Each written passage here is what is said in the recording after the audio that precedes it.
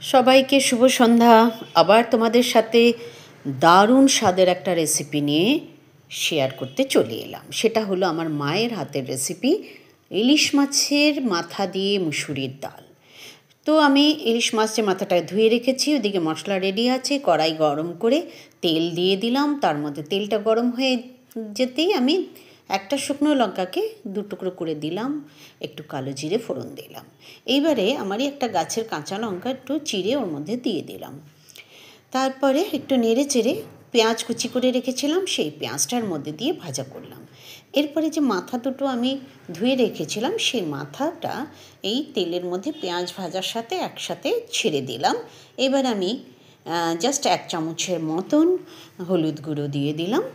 তারপরে একটু আমি প্রায় 1 চামচের মতন, হাফ চামচ করে আমি দুবার দিয়েছি, 1 চামচের মতন নুনও দিয়ে দিলাম।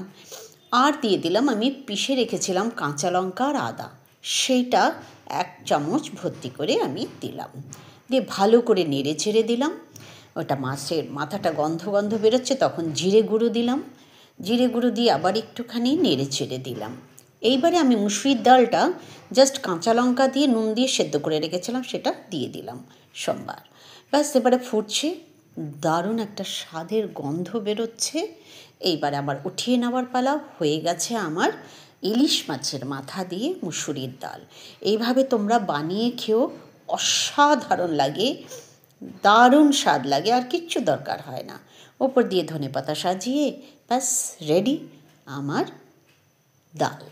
তো তোমাদের কেমন লাগলো আমাকে জানিও। আমার চ্যানেলটা লাইক, শেয়ার অ্যান্ড সাবস্ক্রাইব করো আরও অনেক নতুন নতুন ভিডিও পাওয়ার জন্য। আমার পাশে থেকো। আবার দেখা হচ্ছে। টাটা।